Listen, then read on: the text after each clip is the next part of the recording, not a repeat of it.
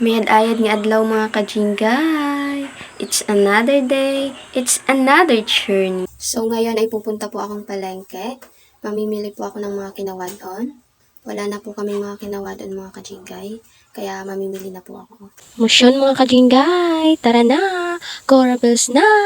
Magmumotor lang po tayo papuntang palengke. Ayan po, nagre-ready na po ako.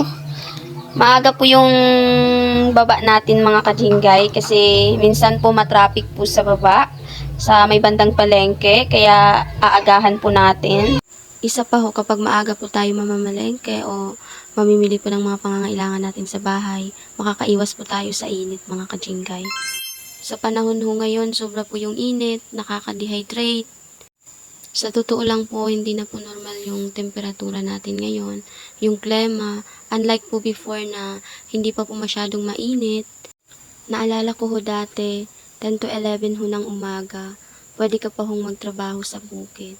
Compare po natin ngayon na 7 a.m. pa lang po, napakainit na ho. Super ho, nakaka-heat stroke po yung init.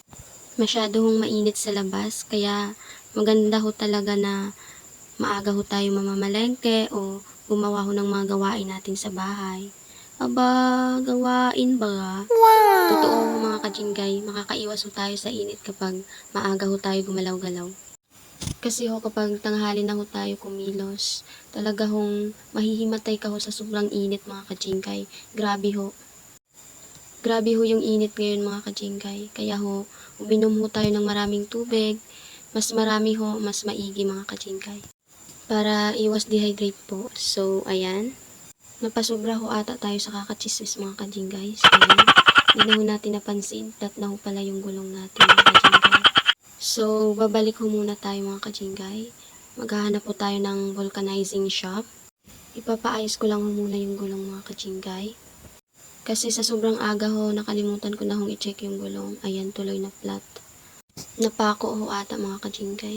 Ayan, nagpapaayos na ho tayo. Nakahanap na ho tayo ng vulcanizing shop.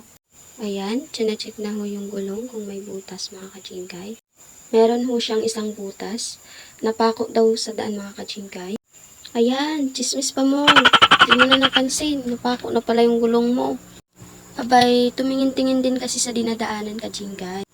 Ayan tuloy. Imbis na maaga tayong makapagpamalengke, natagalan tuloy. O ayan, lesson learned.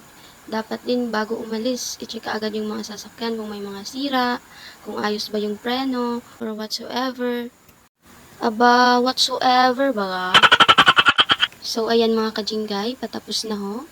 Thank you kay kuya dahil mabilis niya hong inayos yung gulong natin. Thank you ho kuya. Hanggang sa muli. Ano daw? God bless ho kuya. Sana marami pa po kayong matulungan. Hi, sa wakas at nandito na rin ho ako sa palengke. So, mamimili na po ako. See you po mamaya. I'm back mga kajinggay. So, nakauwi na nga ho ako ng bahay mga kajinggay. So, nagpapahinga na po ako. Kasi sobra pong nakakapagod yung init mga kajinggay. Grabe ho, di mabaksan. Hanggang dito na lang ho mga kajinggay. At ako'y magpapahinga na. Bye!